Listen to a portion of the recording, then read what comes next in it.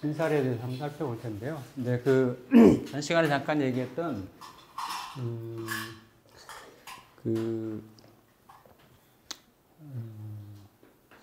12운성 개념이 많이 좀 내재가 되어 있습니다. 내재가 되어 있고, 12운성을 이제, 12운성이라고 하는 거는 천간에 있는 에너지가 지지하고 연관작용으로 해서 어떻게 작용을 하느냐. 천간 갑에서부터 개까지의 물질 변화작용이 어떻게 화연되어 나가느냐 하는 것들의 강도나 색이나 이런 걸 보는 게 이제 12운성이거든요. 12신살은 지지끼리 보는 거고, 지지끼리. 그래서 좀 파악하는 방식이 다른데, 그러니까 만약 일주라고 하면, 그러니까 일주는 일간이 포함된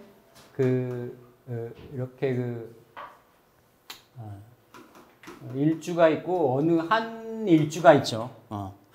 일주가 있는데 그 일주든 지금은 이제 그 귀인이 일주에 같이 있으면 또 일간 중심으로 해서 어딘가 있으면, 그러니까 있다라는 것도 월지나 일지나 시지에 있으면 이런 게 더 작용력이 밀접하다고 보는 거예요. 연지는 조금 약할 수 있다. 그런데 천을귀인한테 호환귀인이라고 얘기했듯이 뭔가 이렇게 연지인데 같이 일지하고 연관해서 있다든지 이럴 때는 유의미를 갖습니다. 갖는데 이러한 작용력을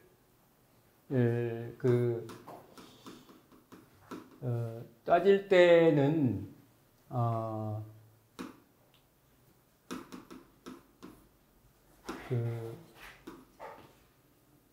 인이 2인자 쓰죠. 그냥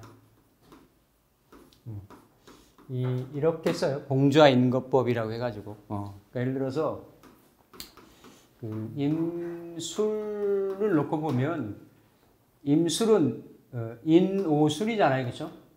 인오술이니까 뭔가 이 사화에 절되니까 태니까 병태대인 거예요. 이민병, 이모태, 임술대, 관대.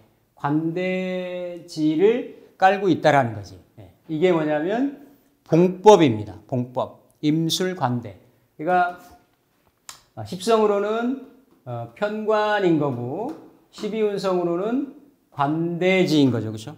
관대지인 거고. 그러면 이제 지장간에 있는, 그러니까 나머지의 비식재관인이 어딘가에 있을 거 아니에요. 그렇죠? 있으면 그 있는 글자를 먼저 위주로 삼습니다. 삼는데, 일주가 가지고 있는 성향상 일지하고는 어떤 작용이나 연관성을 갖느냐. 이런 거를 나머지 따지는 것이 좌법, 인법, 겁법이라는 거예요. 좌는 앉을좌니까 술 중에는 무토도 있고, 그렇죠? 무토도 있고 신금도 있고 정화가 있어요. 그러면 이 무토는 앉아 있는데 어디에 이렇게 술이라고 하는 대궁에 관대궁에 앉아 있는데 어떤 모습으로 앉아 있느냐? 술이라는 게 이 안에, 무라는 게 안에 있잖아요. 그죠? 그럼 무술이란 말이에요. 무술이니까 대궁에, 묘로. 그죠? 그러니까 대궁에 묘로 앉아 있다라는 거지. 이게 뭐냐면 좌법인 거예요. 신은 인호술이니까, 그죠? 인호술이니까, 병태대, 관대지, 그러니까 신도 관대지. 왜냐면 신을 술로 붙이면, 요럴 때는 묘가 절이고, 한 클릭 옆이면 태란 말이에요, 태. 그러니까 태는 병태, 대여 이것도 관대야. 병태대. 삼합 운동을 하는 게 병태대. 그러니까 이거를 대궁에 앉아 있다 해가지고 대궁의 묘좌라고 얘기를 하고 대궁 묘좌, 대궁 대좌, 대궁 대좌니까 왜?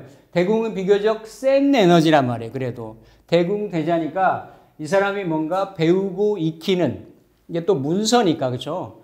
문서하고 정화하고가 같이 들어있기 때문에 문서의 재물도 되는 거예요. 그리고 무토는 그대로 부동산, 이게 관성이지만 지지에 있는 진술충미는 다 부동산의 토니까 부동산의 의미가 있어요. 그러니까 땅 속에 문서하고 정제하고가 다 들어있는 형상인 거죠. 그렇죠? 이렇고 그리고 정화는 인호술이니까 록사양, 양지니까 왜냐하면 이거 록이잖아요. 록이고 술은 인은 록사, 인은 사지가 되고 록사양지. 그러니까 대궁의 양좌가 되는 거지. 양좌. 대궁의 양좌니까 양은 이렇게 기른다는 거예요. 보살핀다, 케어한다. 그러니까 만약에 임술일간이 남명이다라면 대궁의 양좌이니까, 그러니까 뭔가 이렇게 부정적인 의미를 만약에 본다라고 하면, 이렇게 이 환자복이나 보호복을 입고 케어받는 물상인 거예요. 그러니까 재성이 강한 게 아닌 거지. 활발한 게 아닌 거지. 그렇죠? 그래서 이게 술에 재성이 묻혀 있어서 정임합을 해서 아끼고 살틀하고 이거 안명합하고 있는 경우를 의처의부라고도 얘기를 하는 거예요. 그런 형국에 놓여 있는데 그 재성의 동태가 약하다. 이렇게 보는 게 좌법인 거지. 좌법. 근데 여기에 지금 없는 게 토, 금, 수잖아요. 그렇죠? 수인데 안 들어 있는 게 임수하고 갑목 있죠. 그렇죠? 갑목이 있으니까 갑술은 양지인 거지. 인호술이니까 록사양. 그렇죠? 또 임술은 똑같이 임수로 관대죠. 그러니까 만약에 형제가 있다라고 하면 임술 관대니까 뻣뻣하고 자존심 세고 자기 자신을 드러내려고 하고 이런 괴강이고 이런 에너지가 있는 거고 또 갑목이니까 갑목은 어때요? 똑같이 양지니까 만약에 임술 여명이 배우자에 대한 부분을 본다라고 하면 임술 남명이 정화의 동태를 봤더니 똑같이 이렇게 관대지에서 뭔가 케어하고 이런 물상. 근데 예를 들어 이러한 관대지의 관성이니까 그러니까 그러니까 이 식신이지 식신. 식신인 자식 성분이 그렇게 되는 거지. 자식이. 그렇죠? 자식이. 근데 식신이 양지에 있다라는 거는 유경사업 같은 것도 되는 거예요. 이렇게 베푸는 거, 뭐 이런 거니까, 그렇죠? 그래서 이런 걸 보는 거를 이렇게 인종법이다 이렇게 얘기를 해요. 인종법. 그럼 지금 봉법, 좌법 없는 거 인종법. 그리고 포괄해서 이 사람이 임술인데 어딘가에 병술이 또 있을 수 있잖아요, 그렇죠? 병술이 있으면 병술 자체를 보는 거지. 그거를 겁법이라고 얘기를 해요. 겁법. 겁법이니까 각각의 글자들, 그렇죠? 각각의 글자들. 우리 이제 12운성이 120가지로 나오잖아요. 원래 이렇게 나누면, 그렇죠? 형태들이.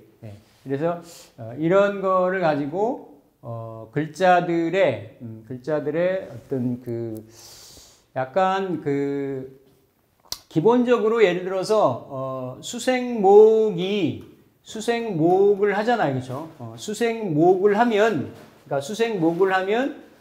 이거는 하나의 이치로 당연히 수생목인 거예요. 입법이 되는 거지. 이의 형태로. 그런데 예를 들어 이렇게 갑자로 놓여 있으면 갑자가 이 수생목을 하잖아요. 그렇죠? 근데 수생목을 어떤 형태로 하느냐. 예를 들어서 갑이 해가 있는 것도 수생목이잖아요. 그렇죠? 근데 이거는 장생으로 수생목을 하는 거고 이거는 욕지로 수생목을 하는 거야.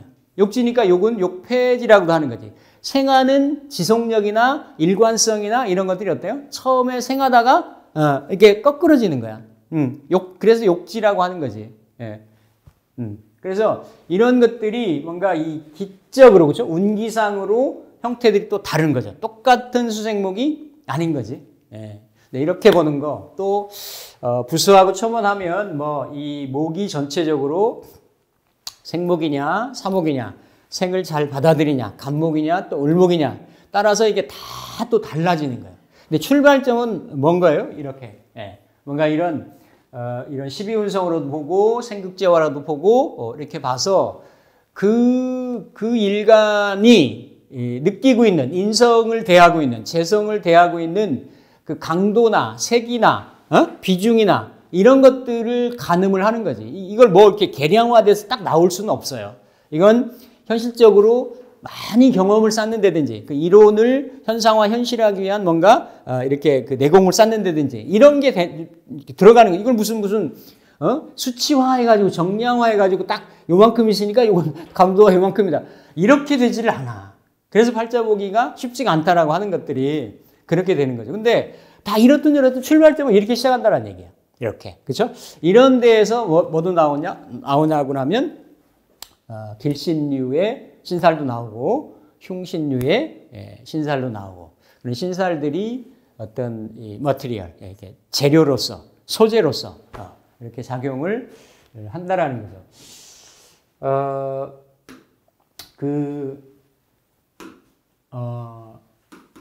이 이제 삼기성이라고 얘기하는데요. 결론을 먼저 이렇게 얘기를 하면 기특한, 기이한, 특이한 그러한 또 요거는 그 신의 의미죠. 신살 중에서도 성자가 붙으면 좀 긍정적인 좋은 작용을 한다가 되는 거예요.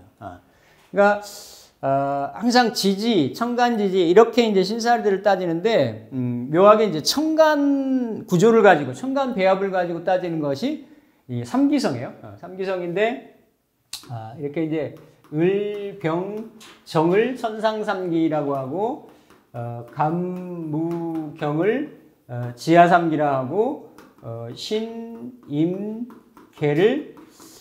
인중삼기다 이렇게 얘기를 해요.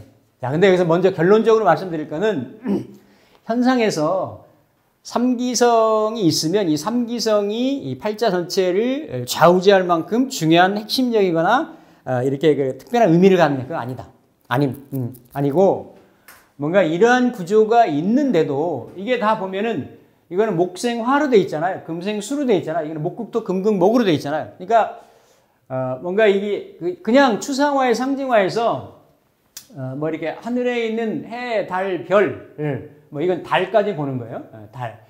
또 이 목의 왕, 토의 왕, 금의 왕 이런 것들이 서로 이렇게 극으로. 그러니까 약간 이거는 문학이나 예술이나 아니면 정신적인 어떤 이상적인 이런 거를 추구하는 성향.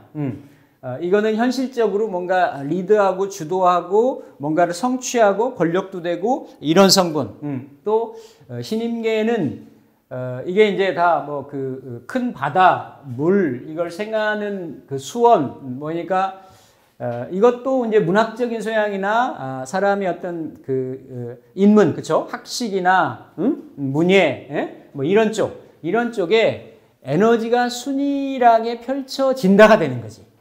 네. 근데 중요한 거는 어때요? 이런 에너지들이 원국의 성패라든지 길신유라든지 이런 거랑 잘 매치가 돼서 잘 작용을 할 때 그런 긍정성을 갖는다. 만약에 이런 구조들이 그렇지 않았을 때는 이거 그냥 예를 들어서 을목 기준으로 보면 식상이 혼잡인 거예요. 신금 기준으로 보면은 식상이 혼잡인 거예요. 임수 기준으로 보면은 이 비겁이 많고 인성이 인설되는 구조인 거예요. 이것도 마찬가지로 인설되는 구조인 거지. 여기는 천간이 극충하는 구조인 거지. 그렇죠? 그러니까 이게 원사이드하게 말은 그럴듯하고 커 보이는 거지. 야, 나한테 이런 구조 있고 이 사람한테 이런 구조 있는데 뭐 특별한 사람 아닌가? 하늘에 별달 사람 아닌가? 그거 아님. 그거 아님. 부수적으로 참고만 하시라. 그래서 신살이 신살이 이게 참 이게 제가 계속 반복적으로 얘기하지만 그 명칭이 갖는 그 선정성이 있어요. 이런 것들이. 예. 그러니까 확 집중하고 확 끌어당기는 이런 것들이 있는데 중요한 건 전체적인 맥락하고 같이 봐야 된다. 봐야 된다. 그래서 그런 부분들, 그러니까 어떤 그 에너지의 순일성 이런 것들이 있죠.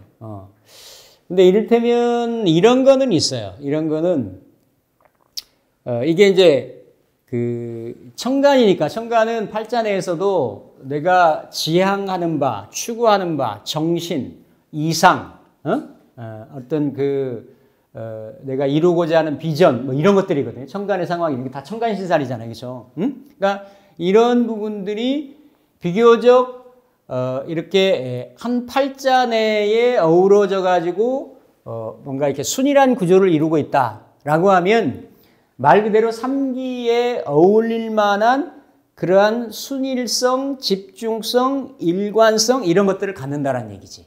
가질 수 있다라는 얘기지. 그렇지 않은 구조에 비해서는.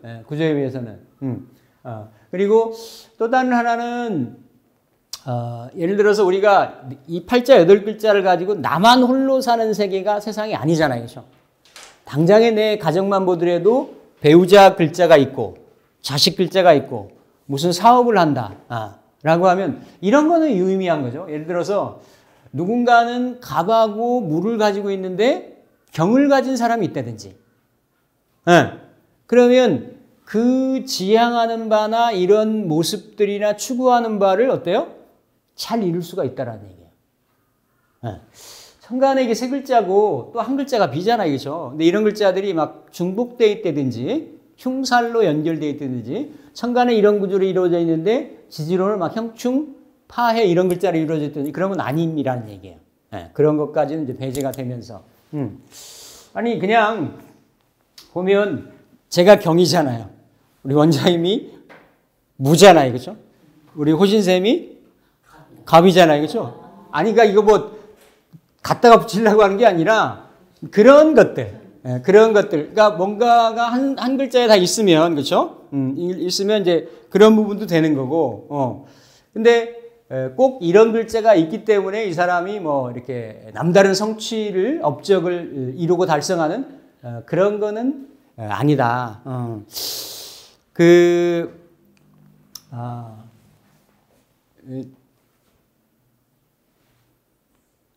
제가 며칠 전에 감명했던 구조 중에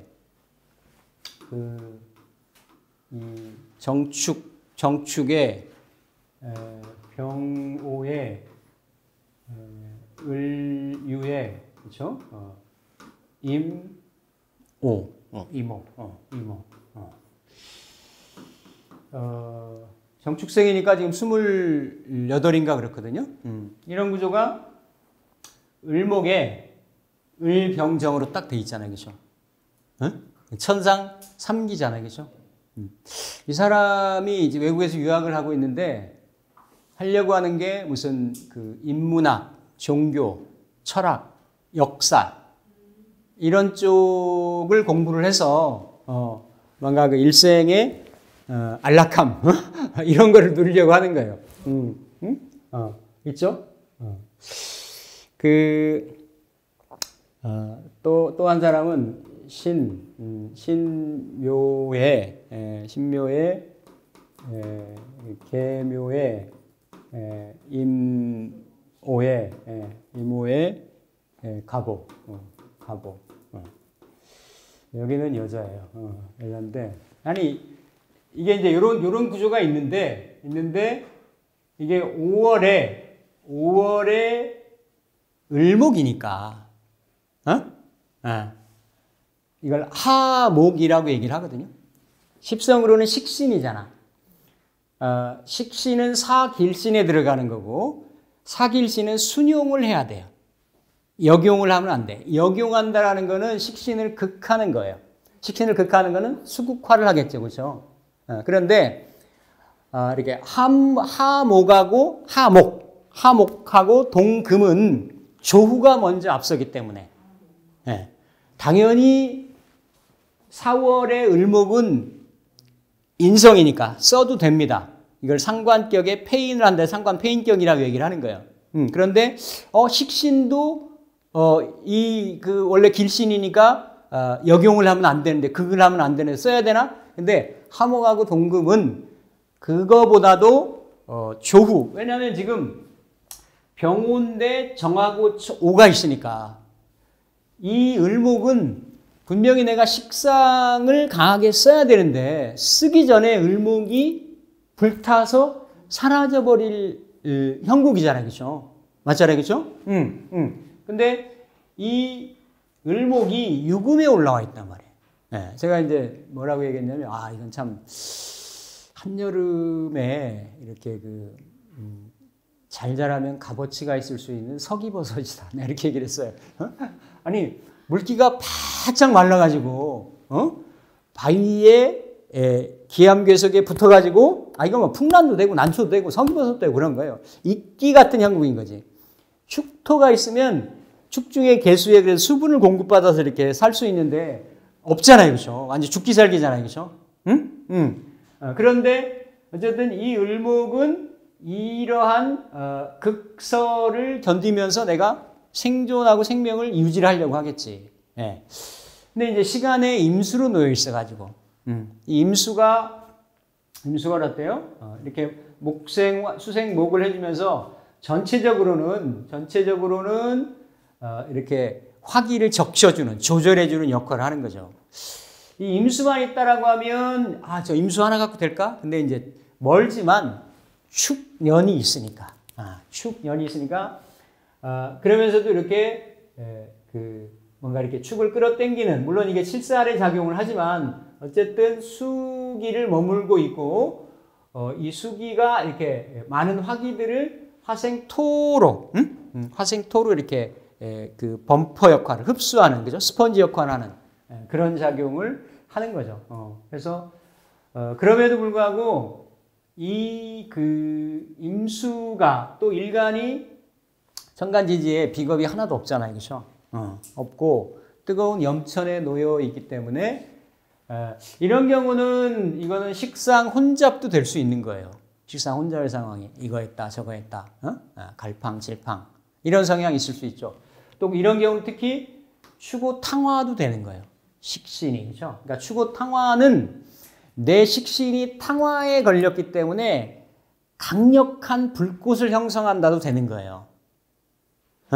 아니 탕화가 근데 이러한 탕화 같은 경우는 화극금도 하고 뭔가 이 일시지에 나에 가까운 자리에 있기 때문에 그렇죠. 이런 에너지는 말 그대로 정신적인 어떤 불균형이나 부조화적인 현상도 있을 수가 있는 거예요.